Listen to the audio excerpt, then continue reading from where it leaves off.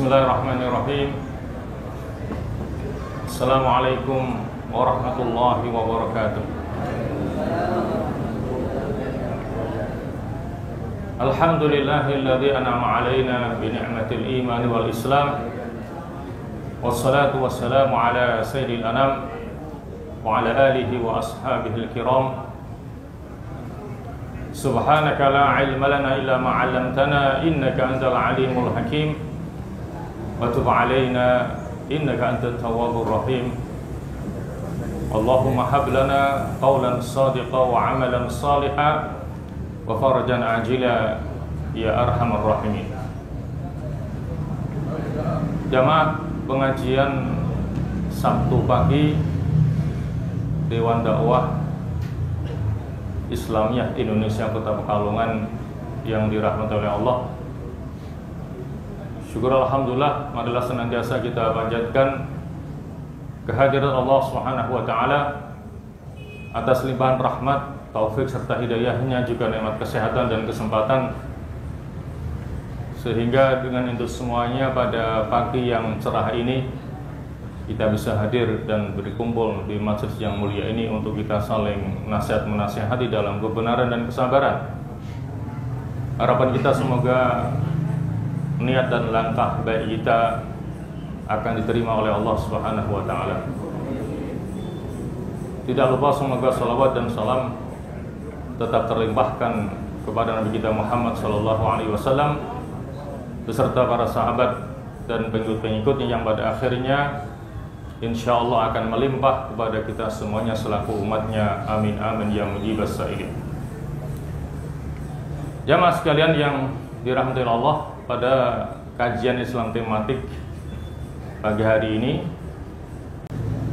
sebagai muqaddimah akan kami mengatakan bahwa ad-dunya mazra'atul akhirah. Dunia itu adalah sawah atau ladangnya akhirat, yang hasilnya akan kita nikmati dan akan kita petik di akhirat nanti. Malam yazra lam yahsud. Barang siapa yang tidak sesuai dengan yang kita tanam akan manen jagung. Tetapi di sini ada orang nanam padi adalah kebaikan, berupa pahala, puncaknya adalah dosa dan puncaknya adalah neraka, wal iyadu billah. Makalah yang kedua, ad-dunya jisrun lil akhirah dal jusuri. Dan orang yang berakal tidak akan membangun istananya di atas jembatan. Jadi orang mukmin yang berakal kalau mau bangun istana yang sesungguhnya, maka bangunlah istana itu di akhirat, bukan di dunia yang sifatnya hanya semu dan sementara. Itulah dua makalah dari sekian banyak makalah yang terkait dengan masalah dunia. Jamaah sekalian, oleh karena itulah ada beberapa kaidah yang perlu kita perhatikan bersama terkait dengan masalah dunia ini. Kaidah yang pertama, kita diingatkan jangan sampai kita tertipu oleh dunia. Karena dunia dengan segala kenikmatannya itu seringkali menipu dan memperdaya manusia. Itulah yang diingatkan oleh Allah Subhanahu wa taala dalam surah Luqman ayat 33. Allah Subhanahu wa taala berfirman, a'udzubillahi minasyaitonirrajim, inna wa'dallahi haqq. Sesungguhnya janji Allah itu pasti benarnya. Innallaha la yukhliful mi'ad. Sesungguhnya Allah itu tidak akan menyalahi janjinya. Maka pesan Allah, fala taghurrannakumul hayatud dunya wala yaghurrannakum billahil ghurur. Jangan sampai kehidupan dunia itu menipumu, dan jangan sampai pula al-ghurur, penipu, yaitu setan juga menipumu dengan berbagai macam bisikan dan tipu dayanya. Karena memang itulah kerjaan setan, menipu dan memperdaya manusia agar jadi pengikutnya, agar kelak jadi temannya di neraka. Maka sikap kita harus benar-benar menjadikan setan itu sebagai musuh, bukan sebagai teman. Sebagaimana yang Allah ingatkan, innasyaitana lakum aduwwun fattakhidhuhu aduwwa. Sesungguhnya setan itu adalah musuh bagimu, maka jadikanlah setan itu betul-betul sebagai musuhmu, bukan sebagai teman. Jamaah sekalian, mengapa dunia itu bisa menipu manusia? Maka di antara sifat yang diberikan oleh Rasulullah terhadap dunia, Nabi mengatakan ad-dunya hulwatun khadirah. Dunia itu hulwah, manis. Dan setiap orang suka kepada yang manis-manis. Dan juga dunia itu hijau. Hijau itu gambaran dari sebuah keindahan. Bahwa dunia itu manis dan hijau. Dan seharusnya kita, seorang yang beriman, ataupun harga daripada dunia ini di mata Allah amat sangat rendah dan murah sekali. Tentunya kita seharusnya tidak tertipu dengan sesuatu yang murahan. Dan ternyata harga dunia itu amat sangat murah sekali di mata Allah Subhanahu wa ta'ala. Seberapa murahnya nilai dunia ini di mata Allah? Maka diantaranya disebutkan dalam sebuah hadis Rasulullah yang sumbernya dari sahabat Sahl bin Sa'ad As-Sa'idi. Beliau mengatakan, "Lau kanatid dunya ta'dilu 'indallahi janaha ba'udatin ma saqa kafiran minha syarbata ma'in." Rawahu Tirmidzi wa qala hadisun hasanun shahih. Ya, artinya jika dunia itu nilainya sebanding dengan satu sayap nyamuk, maka Allah tidak akan memberikan minum kepada orang kafir meskipun hanya seteguk air. Nyatanya orang kafir tidak hanya mendapatkan minuman saja, mendapatkan makanan, mendapatkan minuman dan apa saja yang diinginkan selama orang kafir itu mau berusaha untuk mendapatkannya. Maka ini menunjukkan bahwa itu sudah tidak ada nilainya bagi kita, karena kita biasa membunuh nyamuk dengan obat nyamuk, atau kita geplak itu nyamuk dengan dua sayapnya, apalagi cuma satu sayap nyamuk, lebih tidak ada harganya lagi. Dan ternyata di mata Allah nilai dunia ini lebih murah daripada satu sayapnya nyamuk. Hadis yang kedua sumbernya dari Al-Mustarid Ibn Shidad, di mana Rasulullah bersabda, "Madunya fil akhirati illa mithla ma yaj'alu ahadukum usbu'ahu fil yam." Melainkan seperti salah seorang di antara kalian yang memasukkan jarinya ke dalam lautan, kemudian dia menariknya kembali, maka perhatikanlah apa yang ia dapatkan. Kalau kita pergi ke ngebum, ke pantai, kemudian kita mencelupkan telunjuk kita ke dalam air laut, kemudian kita tarik kembali, maka yang kita dapatkan hanya sedikit air laut yang menempel di jari kita, dan itulah dunia. Dari sejak adanya alam ini sampai dengan nanti datangnya hari kiamat, yang diperebutkan oleh semua makhluk Allah, tidak hanya manusia, termasuk binatang, juga bangsa jin, itu hanya sebatas sedikit air laut yang menempel di ujung jari.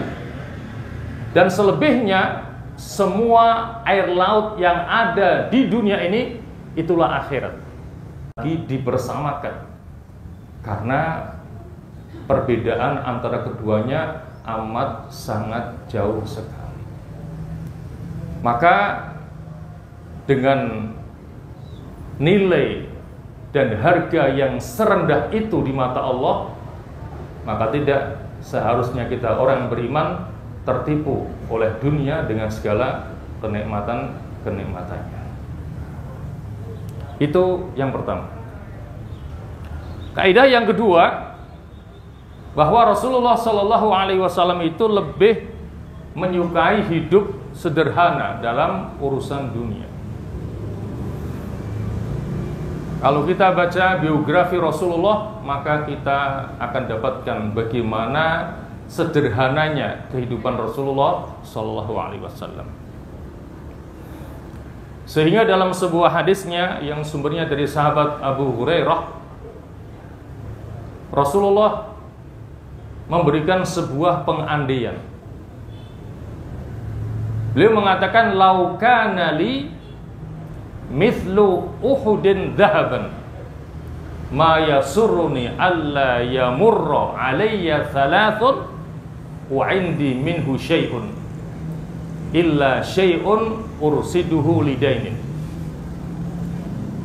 Kata Nabi, jika seandainya aku mempunyai emas sebesar gunung Uhud, maka tidak lebih dari 3 hari, melainkan semuanya sudah aku sedekahkan.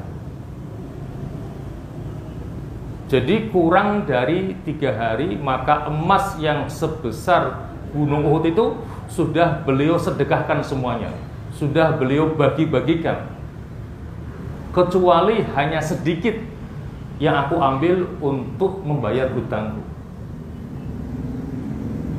Ini menunjukkan bahwa Nabi Muhammad juga punya hutang, tetapi hutang beliau tidak sama dengan hutangnya kita.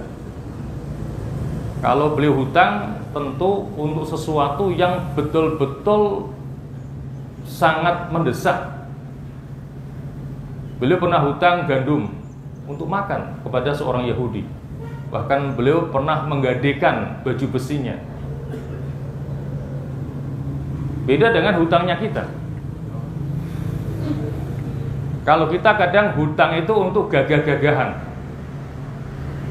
karena tidak kuat dengan tetangganya yang beli motor baru, akhirnya kita kredit, tidak mau kalah dengan tetangga kita. Begitupun dengan rumah dan sebagainya. Karena sekarang ini kan orang seringkali memperhalus istilah ya. Kalau hutang itu kan kelihatannya kasar ya, maka diperhalus dengan kredit. Hakikatnya kredit adalah hutang juga, tetapi kan kedengarannya lebih enak kredit ya daripada hutang. Nah, itu sehingga orang berbondong-bondong untuk ambil kreditan. Rumahnya kredit, motornya kredit, peralatan rumah tangganya kredit, semuanya kreditan. Padahal itu adalah hutang juga. Nah, terkait dengan masalah hutang ini ada satu ungkapan yang menarik yang mengatakan bahwa hutang itu adalah kehinaan di siang hari dan pikiran di malam hari. Betul nggak itu? Orang yang banyak hutangnya, dia akan merasa hina ketika bertemu dengan yang menghutangi, apalagi sudah jatuh tempo, takut ditagih. Sehingga dia berusaha untuk tidak ketemu dengan yang menghutanginya karena takut ditagih, dan itu adalah kehinaan.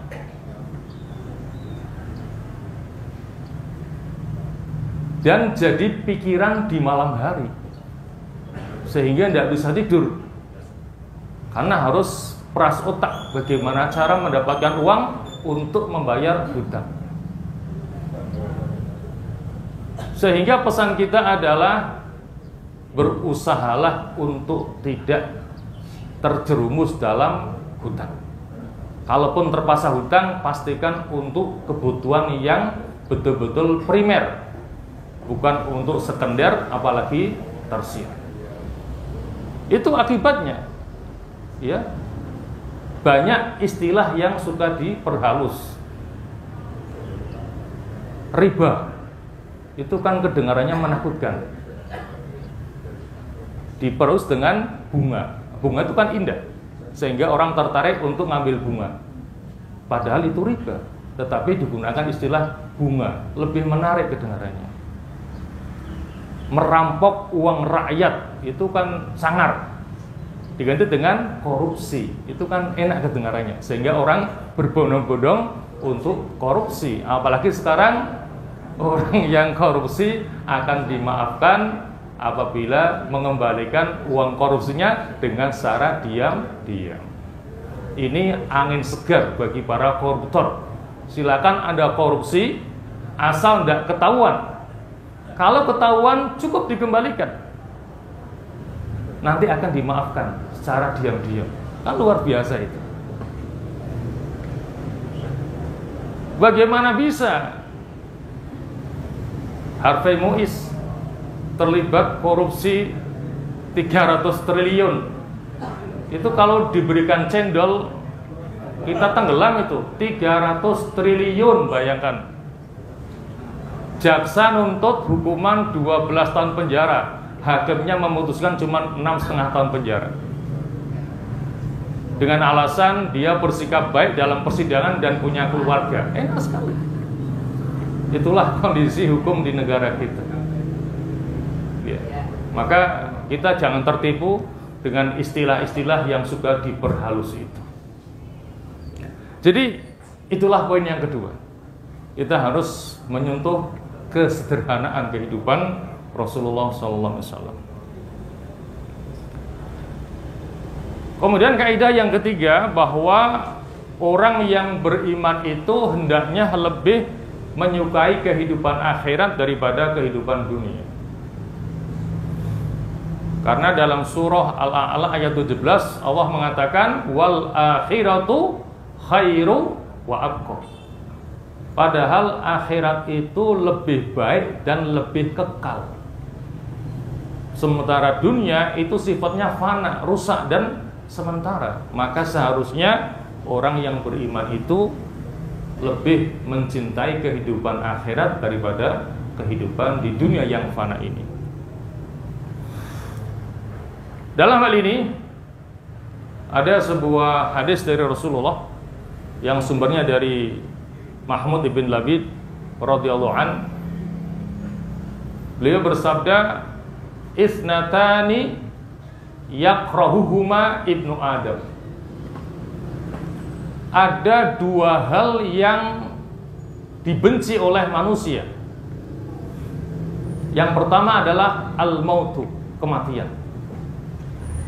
Padahal kematian itu gerbang untuk menuju akhirat. Wal mautu khairun lil mu'min min fitnah. Dan padahal kematian itu lebih baik bagi orang yang beriman agar dia selamat dari fitnah dunia. Selama orang itu masih hidup di dunia ini, maka dia harus berhadapan dengan berbagai macam fitnah dunia. Kalau dia sudah mati, berarti dia bebas dari segala macam fitnah dunia. Maka tidak seharusnya seorang mukmin itu benci kepada kematian, takut kepada kematian. Karena walau bagaimanapun takutnya seseorang pasti akan ketemu dengan yang namanya kematian. Kullu nafsin dha'iqatul maut. Setiap jiwa pasti akan merasakan kematian. Yang kita takutkan adalah apa yang akan terjadi setelah kematian itu. Dan itu yang harus kita persiapkan dari sekarang. Ada azab kubur, ada hari kebangkitan dari alam kubur, kemudian dikumpulkan di padang mahsyar, ada hisab, perhitungan amal, sampai nantinya diputuskan oleh Allah, fariqun fil jannati wa fariqun fis sa'ir. Sebagian akan masuk surga dan sebagian lagi akan masuk neraka, wal iyadu billah. Itu hal pertama yang dibenci oleh manusia adalah kematian. Padahal kematian adalah gerbang pintu masuk akhirat. Dan padahal kematian itu adalah lebih baik bagi orang beriman agar bebas dari yang namanya fitnah dunia. Dan yang kedua adalah qillatul mal, harta yang sedikit. Rata-rata manusia ingin punya harta yang banyak, dan paling benci kalau hartanya sedikit. Padahal kata Nabi, wa qillatul mal aqallu lil hisab. Padahal harta yang sedikit itu akan lebih meringankan hisabnya. Orang yang hartanya banyak lebih berat hisabnya dari yang hartanya sedikit. Dan hisab harta ini dua. Min aina tasabahu wa ilaina anfaqah. Dari mana dia mendapatkan harta itu dan kemana pula dia membelanjakannya. Bisa jadi dapatnya dari sumber yang baik, tapi digunakan untuk yang tidak baik. Atau sebaliknya, didapatkan dari sumber yang tidak baik, dari korupsi, tapi digunakan untuk kebaikan, ikut nyumbang pembangunan masjid, musola, ataupun pondok pesantren, juga tidak benar. Lebih parah lagi, sumbernya tidak baik, digunakan untuk tidak kebaikan. Yang benar adalah didapatkan dengan cara yang baik dan digunakan untuk kebaikan. Jadi seharusnya seseorang itu tidak benci kepada qillatul mal, harta yang sedikit. Karena dengan sedikitnya harta, maka akan meringankan hisabnya di akhirat nanti. Nah, terkait dengan hal ini, kita kenal seorang sahabat Nabi yang milioner, yaitu Abdurrahman bin Auf. Seorang sahabat yang sangat kaya raya, sangat tajir, melintir katanya. Tapi Nabi pernah mengatakan seperti ini, sesungguhnya Abdurrahman bin Auf akan termasuk orang yang terakhir masuk surganya, gara-gara hisabnya lama, gara-gara hartanya banyak, sehingga dikatakan beliau termasuk orang yang terakhir masuk ke dalam surga. Saking takutnya, beliau langsung mensedekahkan hartanya sebanyak 40.000 dinar. Itu kalau dikrus sekarang, satu dinar itu kurang lebih 25.000 rupiah. Jadinya 1 miliar. Kontan dia keluarkan 1 miliar untuk mengurangi kekayaannya, biar jadi orang miskin. Ternyata gagal. Itu kisah Abdurrahman bin Auf. Orang yang gagal jadi miskin malah tambah kaya. Pada waktu terjadi perang Tabuk, karena banyak para sahabat yang ikut berperang, akhirnya mereka terlambat dalam memanen kurmanya, sehingga banyak kurma yang busuk, sehingga tidak laku di pasaran. Sehingga para sahabat mengeluh, bagaimana ini nasib kurma kita yang busuk ini? Maka di sini Abdurrahman bin Auf bertindak menjadi penyelamat. Dengan cara apa? Membeli semua kurma busuk milik sahabat itu dengan harga yang berlipat ganda. Bayangkan, kurma busuk dibeli dengan harga yang mahal sekali.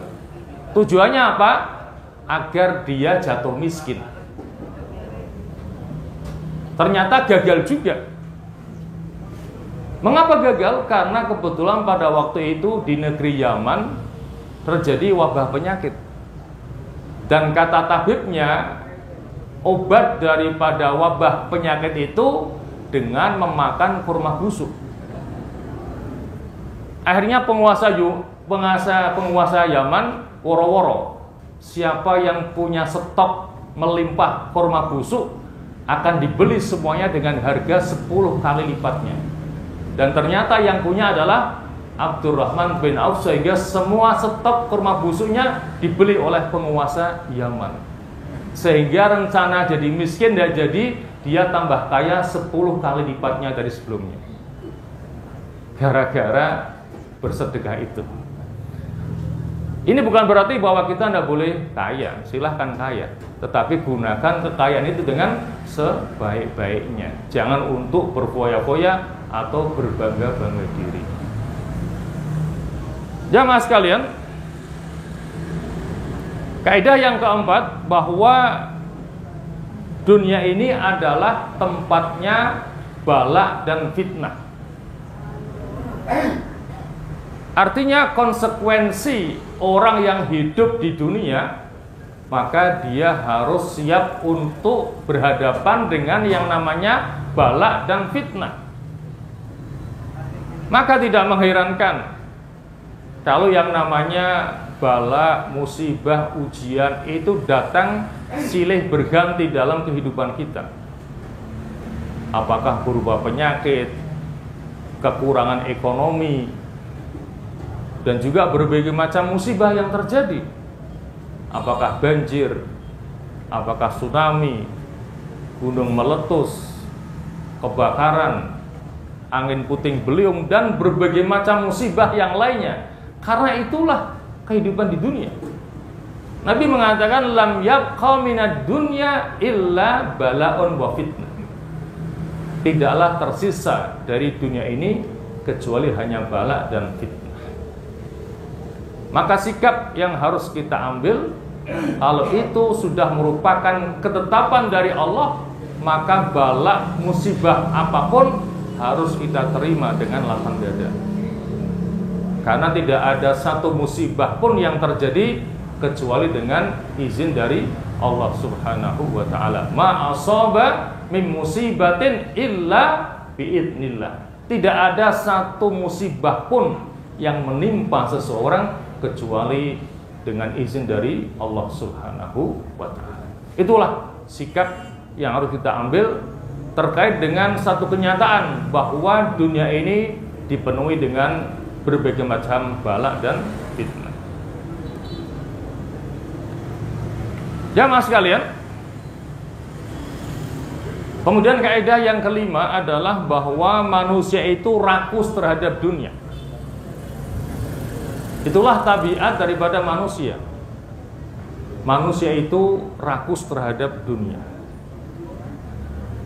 Dan kerakusan manusia terhadap dunia ini di antaranya dijelaskan dalam sebuah hadis Rasulullah yang sumbernya dari sahabat Abu Hurairah, di mana beliau bersabda, laukana libni adam wadiyani mim malin labtagha wadiyan thalithan. Jika seandainya manusia itu sudah punya dua lembah harta, punya dua lembah yang isinya harta semuanya, ternyata belum puas juga, labtagha wadiyan thalithan, maka dia berharap punya lembah yang ketiga. Seandainya sudah punya lembah harta yang ketiga, dia ingin punya yang keempat dan seterusnya. Itulah tabiat manusia, tidak pernah terpuaskan dengan yang namanya dunia ataupun harta. Wala yamla'u jawfa ibni adam illa turab. Dan tidaklah memenuhi mulutnya anak Adam illa turab, kecuali tanah. Artinya manusia baru akan berhenti dari kerakusannya terhadap dunia kalau mulutnya sudah disumbat pakai tanah, alias meninggal dunia, baru selesai. Tidak ada lagi kerakusan terhadap dunia karena sudah mati. Wa yatubullahu ala man taba, dan Allah akan menerima tobatnya orang yang mau bertobat kepada Allah Subhanahu wa ta'ala. Sehingga diharapkan orang-orang yang rakus terhadap dunia ini akhirnya menyadari kesalahannya, kehilafannya, kemudian mau kembali bertobat kepada Allah. Maka kata Rasulullah, Allah akan menerima tobatnya orang yang mau bertobat kepadanya. Jamaah sekalian, kaidah yang keenam, bahaya rakus terhadap urusan dunia. Ini menunjukkan bahwa rakus terhadap dunia itu adalah sesuatu yang sangat membahayakan sekali. Nah, dalam hal ini Rasulullah bersabda dalam sebuah hadisnya yang sumbernya dari sahabat Ka'ab bin Malik radhiyallahu anhu. Beliau bersabda, "Madzibani ja'iani ursila fi ghanamin bi afsadalaha min hirsil mar'i 'alal mali." Tidaklah ada dua serigala yang kelaparan menghampiri seekor kambing. Itu lebih berbahaya daripada kerakusan seseorang terhadap harta. Jadi orang yang rakus terhadap harta itu jauh lebih berbahaya daripada bahayanya dua ekor serigala kelaparan yang mendekati seekor kambing. Kalau ada dua ekor serigala kelaparan yang mendekati kambing, maka korbannya cuma satu. Kambing itu akan dimangsa oleh dua ekor serigala yang kelaparan itu, ya kan? Korbannya hanya satu. Akan tetapi, kalau orang rakus terhadap harta, maka dampaknya akan banyak mengenai masyarakat secara luas. Kalau orang sudah rakus sama harta, maka dia terdorong untuk, katakanlah, melakukan korupsi dengan berbagai macam cara. Kata Pak Anies Baswedan, orang korupsi itu bisa karena tiga hal. Yang pertama, karena kebutuhan, terpaksa korupsi. Yang kedua, karena terjebak dalam sistem yang korup. Sebetulnya dia tidak ingin korupsi, tapi sistem mengharuskan dia untuk terjerumus dalam korupsi itu. Dia tidak bisa mengelak itu. Dan yang ketiga, ini yang paling parah, korupsi karena keserakahan. Dan kebanyakan orang korupsi karena serakah.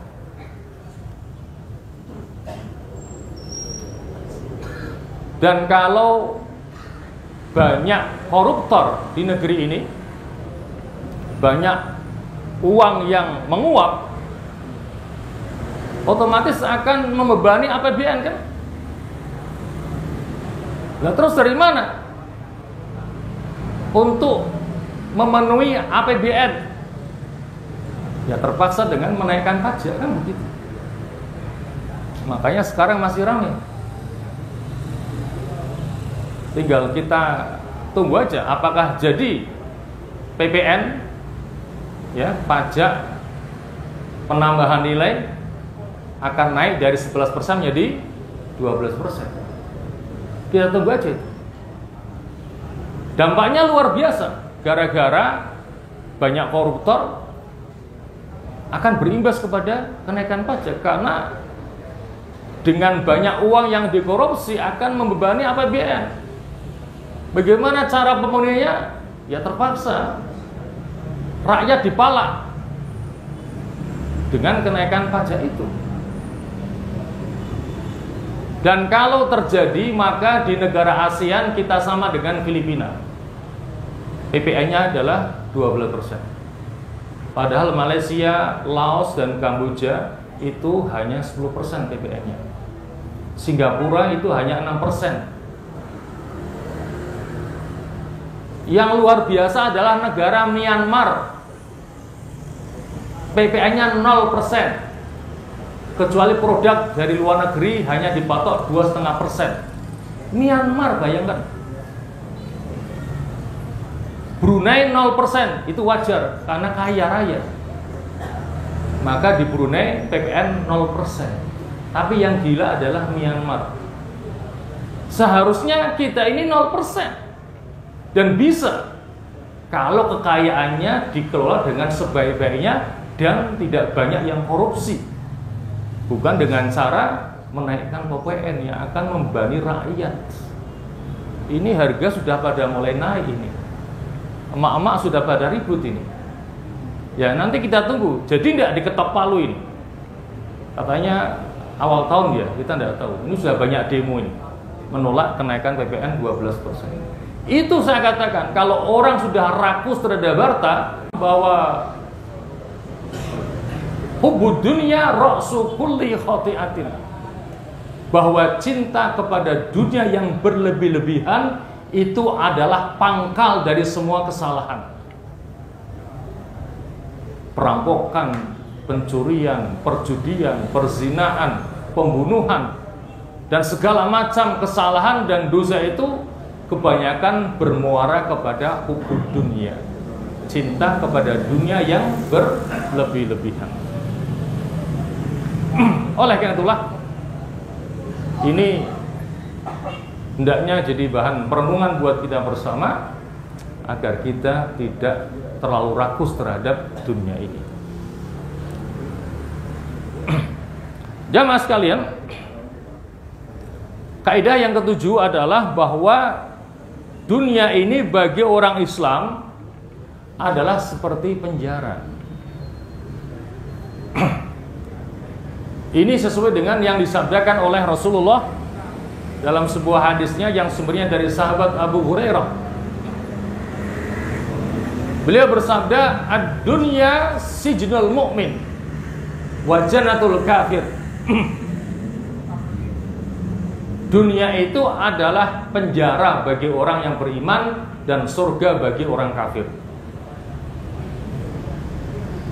Banyak orang yang salah dalam menafsirkan hadis ini, sehingga mengatakan orang mukmin tidak berhak untuk jadi orang kaya, karena bagikan orang yang dipenjara yang berhak jadi orang kaya adalah orang kafir, karena dia bagikan ada dalam surga. Bukan begitu pemahamannya.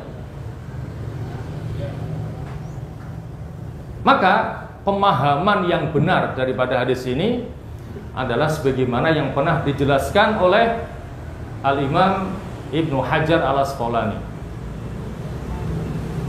Al-Imam Ibnu Hajar Al-Asqalani pada waktu hidupnya pernah diangkat menjadi seorang qadhi, menjadi seorang hakim. Karena sebagai seorang qadhi, maka beliau mendapatkan fasilitas. Di antaranya adalah sebuah kereta, tempat beliau pergi dari rumah menuju ke tempat tugasnya. Nah, pada suatu hari ketika beliau hendak mengantor, ya, pergi dari rumah ke kantornya dengan naik kereta itu, kebetulan beliau melewati sebuah pasar. Tiba-tiba beliau dicegat oleh seorang Yahudi dengan baju dan tubuh yang kotor. Karena si Yahudi itu berprofesi sebagai penjual minyak di pasar itu. Setelah menghentikan Imam Ibnu Hajar, maka si Yahudi itu mengatakan kepada Imam Ibnu Hajar, "Ya Imam, anta kafir wa ana mu'min," katanya. "Wahai Imam, kamu kafir dan akulah orang yang beriman." Akhirnya Ibnu Hajar bertanya, "Loh, kok bisa begitu?" Nah, karena Nabi Anda telah bersabda, "Ad-dunya sijnul mu'min wa jannatul kafir." Anda hidupnya berkecukupan, bahkan berlebih. Pergi ke kantor dengan naik kereta. Berarti Anda seperti dalam surga. Kalau begitu Anda yang kafir. Saya hidupnya susah sebagai penjual minyak. Saya bagaikan dalam penjara. Kalau begitu sayalah yang mukmin. Itu pemahaman daripada si Yahudi tadi. Akhirnya beliau menjelaskan begini maksudnya daripada hadis itu. Apa maknanya? Beliau mengatakan bahwa sesenang-senangnya orang mukmin di dunia ini, maka sesungguhnya dia bagaikan ada di dalam penjara dibandingkan dengan kenikmatan yang akan dia dapatkan di akhirat nanti. Dan sesusah-susahnya orang kafir di dunia ini, dia bagaikan ada di dalam surga dibandingkan dengan azab yang akan dia rasakan di akhirat nanti. Itu maknanya yang betul. Jadi orang mukmin meskipun kaya raya, dia bagaikan dalam penjara karena tidak bebas hidupnya. Harus mengeluarkan zakatnya, harus sedekah infak. Ada rambu-rambu yang harus dia patuhi, tidak boleh dia langgar. Jadi meskipun dia kaya raya, hidup seperti dalam penjara, tetapi nanti di akhirnya akan bahagia, yaitu masuk surga. Meskipun orang kafir itu orang yang paling miskin di dunia, dia bagikan hidup dalam surga. Karena bagi dia semuanya boleh. Karena kafir. Dia bagikan di surga di dunia ini dibandingkan dengan azab yang akan dia rasakan di akhirat nanti. Itulah pemahaman yang benar dari hadis Nabi, ad-dunya sijnul mu'min wa jannatul kafir. Ya. Jamaah sekalian, kaidah yang ke-8 terkait dengan masalah dunia ini adalah himbauan agar kita menghindari yang namanya tabdzir, suka memubadzirkan. Ya. Sebagaimana yang diingatkan oleh Allah, wala tubadzir tabdzira innal mubadzirina kanu ikhwanas syayatin wa kana syaitanu li rabbih kafura. Janganlah kamu suka menghambur-hamburkan hartamu dengan boros. Karena sesungguhnya orang yang boros itu jadi saudaranya setan. Dan setan itu sangat kufur terhadap Tuhannya. Itu larangan dari Allah untuk kita bersikap tabdzir. Dan juga ada sebuah hadis dari Rasulullah yang akan memberikan gambaran kepada kita contoh dari perbuatan tabdzir. Nabi bersabda dalam sebuah hadisnya yang sumbernya dari sahabat Jabir bin Abdullah, firashun lirrajuli wa firashun limra'atihi wa thalithu lidhaifi warrabi'u lisyaitan. Kata Nabi, satu tempat tidur itu untuk laki-laki, untuk suami. Satu tempat tidur yang lainnya limur'atihi, untuk istrinya. Wa tsalitsu lidzaifi. Tempat tidur yang ketiga itu miliknya tamu. Warabi'u lisyaitan. Tempat tidur yang keempat itu adalah miliknya setan. Apa maknanya? Maknanya sebagaimana yang dijelaskan oleh Al-Imam An-Nawawi. Terutama yang keempat itu miliknya setan. Artinya adalah sesuatu yang berlebih dari kebutuhan, itu adalah sesuatu yang tercela. Dan sesuatu yang tercela itu adalah perbuatannya setan. Itu maknanya. Gambaran konkretnya begini, misalnya ini contoh tabdzir dalam masalah membangun rumah ini. Ya. Katakanlah sebuah keluarga dengan jumlah anggota keluarga 5 orang. sepasang suami istri dengan 3 anaknya. Maka seharusnya kalau dia tidak ingin bersikap tabdzir ketika bangun rumah, cukup dia punya 5 kamar. 1 kamar untuk suami istri, 3 kamar yang lainnya untuk masing-masing anak yang 3 itu, dan 1 kamar persiapan kalau ada tamu. Kalau dia anggota keluarganya cuma 5, kamarnya sampai 10, maka yang 5 itu miliknya setan itu. Karena akan suwung itu, ditempati setan. Dan itu contoh tabdzir dalam masalah rumah. Karena ada orang yang merasa bangga, rumahnya besar, kamarnya banyak, tetapi tidak ada penghuninya, hanya untuk gagah-gagahan toh. Rumah saya luas, rumah saya mewah. Lihat itu, kamarnya ada 20, tapi kosong. Itu miliknya setan. Itu tabdzir, pemborosan dalam masalah harta. Dan ini berlaku pula untuk barang-barang yang lainnya.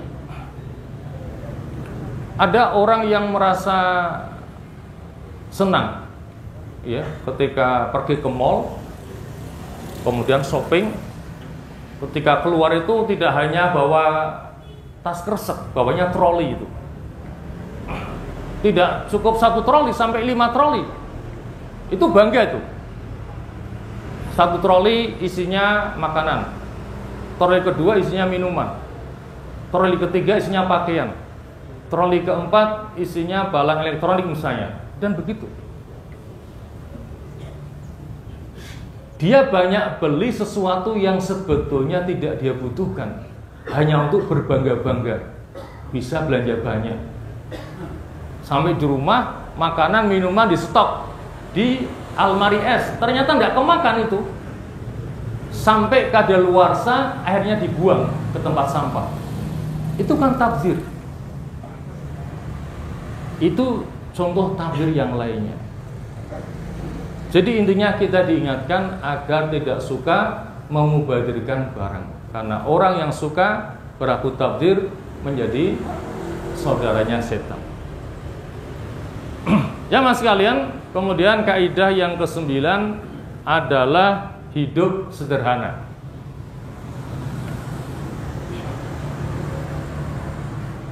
Orang yang zuhud itu biasanya ditandai dengan mengikuti pola hidup yang sederhana.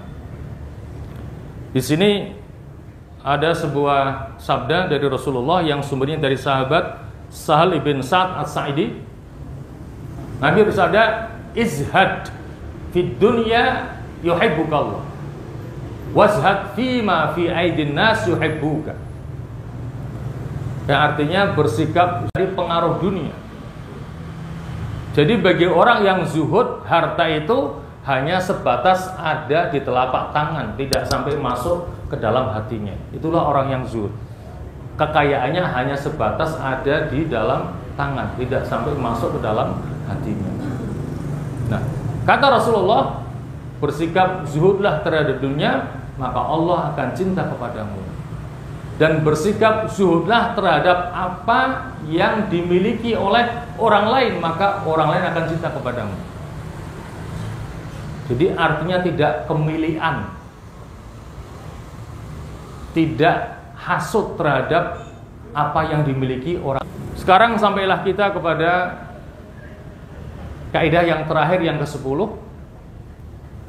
bahwa keindahan dunia itu berbahaya bagi orang yang tipis imannya. Dalam hal ini Nabi kita Muhammad bersabda dalam sebuah hadisnya yang sumbernya dari Abu Sa'id Al-Khudri. Beliau bersabda, akhwafu ma akhafu alaikum ma yukhrijullahu lakum min zahratid dunya.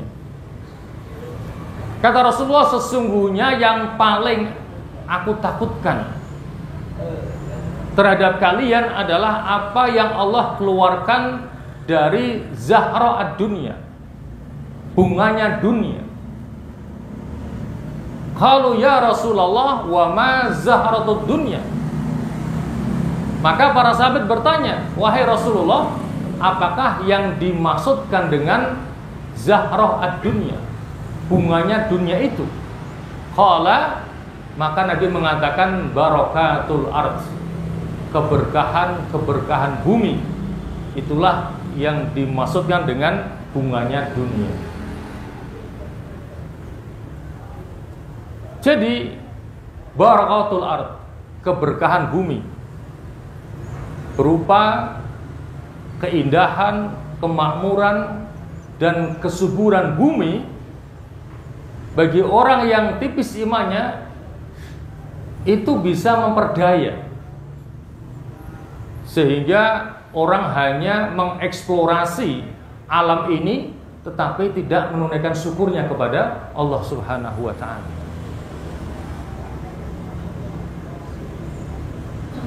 Ini adalah seperti yang telah dilakukan oleh penduduk negeri Sabah, ya.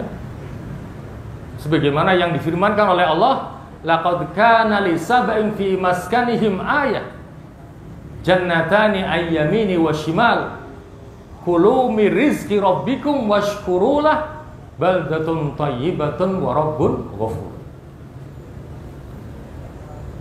Sesungguhnya ada bagi penduduk negeri Sabah di tempat tinggal mereka ayat, tanda-tanda kebesaran Allah. Jannatani ayyamini wa shimal, berupa dua taman yang ada di sebelah kanan dan kirinya. Jadi negeri Sabah itu punya dua taman yang luas, yang besar, yang ada di sebelah kanan dan kirinya. Kata Allah, kulu min rizqi rabbikum washkurulah, makanlah sebagian dari rezeki Tuhanmu dan bersyukurlah kepadanya. Jadi bukan hanya makan, mengeksplorasi alam secara ugal-ugalan, secara berlebih, tapi tidak menunaikan syukurnya. Baldatun thayyibatun wa rabbun ghafur. Kata Allah, negeri kalian adalah negeri yang baik, negara yang makmur, negara yang gemah ripah loh jinawi, yang seringkali itu dilekatkan untuk negara kita. Katanya negara kita itu adalah seperti negeri Sabah, baldatun thayyibatun wa rabbun ghafur. Tetapi sayang, penduduk negeri Sabah tidak mensyukuri nikmat yang Allah berikan kepada mereka, sehingga Allah menghancurkannya dengan sehancur-hancurnya. Kenapa negeri Sabah jadi makmur? Karena negeri Sabah punya bendungan super raksasa pada zaman itu, sehingga negeri Sabah tidak pernah mengalami kekeringan, sehingga mereka punya dua taman yang sangat subur sekali. Ini bukan berarti mereka hanya punya dua taman, itu yang paling besar. Mereka punya banyak taman. Nah, bagaimana kesuburan taman itu? Dijelaskan oleh Qatadah dan Abdurrahman bin Zaid, yang keduanya seorang tabi'in, untuk menggambarkan bagaimana suburnya taman negeri Sabah itu. Dikatakan kalau ada orang masuk ke taman itu dengan membawa keranjang ditaruh di atas kepalanya, tanpa dia harus memetik buah, keluar dari taman itu, maka keranjangnya akan penuh dengan buah-buahan. Bisa kita bayangkan, taman yang subur, buahnya melimpah dan pendek-pendek. Begitu buah nyangkut ke keranjang, akan jatuh otomatis ke keranjangnya. Kita tidak usah metik itu. Keluar taman itu keranjang penuh dengan buah-buahan yang bermacam-macam. Itu gambaran betapa makmurnya negeri Sabah itu. Dan kata Abdurrahman bin Zaid, di negeri Sabah itu tidak ada lalat, tidak ada nyamuk, tidak ada ular, tidak ada kalajengking. Bayangkan, nikmat sekali. Maka negeri Sabak itu adalah simbol dari negara yang makmur, yang gemaripah lojinawi, karena mereka tidak bersyukur kepada Allah, akhirnya mereka dihancurkan. Bagaimana caranya? Allah menjadikan bendungannya jebol. Dan yang membuat jebol, Allah mengirimkan seekor binatang yang ukurannya lebih kecil daripada kucing, lebih besar daripada tikus, yang menggerogoti dinding bendungan itu sehingga jebol dan menenggelamkan mereka semuanya. Bendungannya bernama Ma'rib, sama dengan ibu kotanya yaitu Ma'rib. Akibat negeri Sabak penduduknya tidak mau bersyukur kepada Allah Subhanahu wa taala. Jadi barakatul ard, keberkahan bumi, punya negeri yang subur, yang makmur, yang hijau, kalau tidak disyukuri, dikhawatirkan akan mendatangkan azab dari Allah Subhanahu wa taala. Dan kita bangsa Indonesia diberikan negeri yang begitu suburnya, tetapi tidak kita syukurinya, tidak kita kelola dengan sebaik-baiknya, malah yang kelola asing maupun asing. Maka ini jadi bahan kontemplasi buat kita bersama. Barangkali kita tidak bisa sepenuhnya menyalahkan atasan. Mungkin kita juga sebagai bangsa kurang bersyukur kepada Allah Subhanahu wa taala, sehingga kondisi kita masih seperti ini. Kita hanya bisa berharap semoga ke depan kondisinya akan lebih baik lagi. Barangkali itulah yang bisa kita kaji terkait dengan tema bagaimana pandangan Alkitab dan As-Sunnah terhadap dunia ini. Semoga kita bisa memahaminya dengan sebaik-baiknya. Dan nanti ada pengumuman ya? Ya. Saya tutup dulu, tapi sebentar lagi nanti ada pengumuman dari Dewan Dakwah terkait dengan rencana alamin hamdan yuwafi ni'amahu fi mazidah.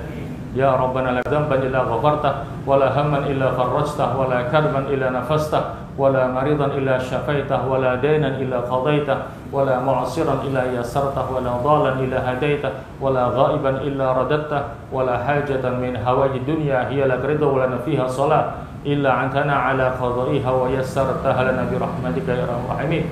Allahumma ij'al ijtima'ana hadha ijtima'an marhuma waj'al tafarruqana ba'dahu tafarruqan ma'suma wa la taj'al fina wa la ma'na syaqiyan wa la mahruma. Allahumma la tufarriq hadha al-jam' al-mubarak fi hadha al-makan al-mubarak illa bi dhanbin maghfur wa 'aibin mastur wa 'amalin mutaqabbalin mabrur. Ya Aziz, Ya Ghafur, Ya Rabbal Alamin. Allahumma hadha ad-du'a wa minkal ijabah, Ya sami'ad du'a, Ya dzal manni wal ata. Wa sallallahu ala Muhammadin wa alihi wa sahbihi wa sallam. Walhamdulillahi rabbil alamin. Assalamualaikum warahmatullahi wabarakatuh.